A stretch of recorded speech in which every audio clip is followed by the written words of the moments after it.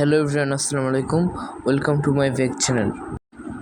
ইংরেজি উপস্থাপনা কিভাবে করবে, কি ডায়লগ ব্যবহার করবে, এই বিষয়ে আজকে আমি এই ভিডিওতে দেখাবো। ইংরেজি বক্তৃতার শুরুতে কিভাবে নিজেকে প্রফেশনালভাবে উপস্থাপন করবে, প্রেজেন্টেশনের কমন ও গুরুত্বপূর্ণ ডায়লগগুলো আজকে আমি এই ভিডিওতে বলে দেবো। আশা করি যারা যারা প্রেজেন্টেশনে স্কিলড হতে চাও তাদের জন্য বিশেষ সহায়ক হবে। তো আজকে আমি এই ভিডিওতে প্রেজেন্টেশনের শুরুতে স্টার্টিং সিস্টেম 3টা দেখাবো। তো শুরু করা যাক।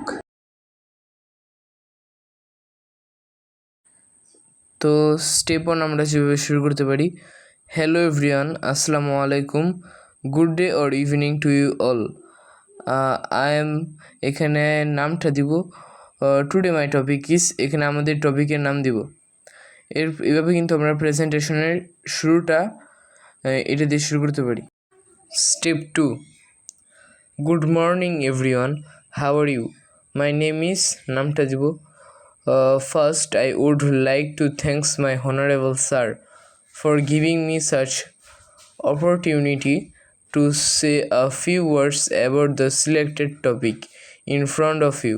My topic is, এখানে টপিকের নামটা বলবো, এরপর ডিয়ার অডিয়েন্স বলে আমরা শুরু করতে পারি।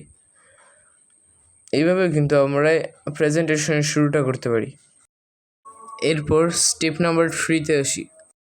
Deer sir, I am giving you thanks for inviting me. Good day to you all everyone. I am, এখানে নামটা দিব। Now I am going to start discussion on today's topic. The name of my topic is, এখানে টপিকের নামটা দিব। এভাবে কিন্তু আমাদের প্রেজেন্টেশনের শুরুটা করতে পারি। Thanks for watching from Shikbo Ami page.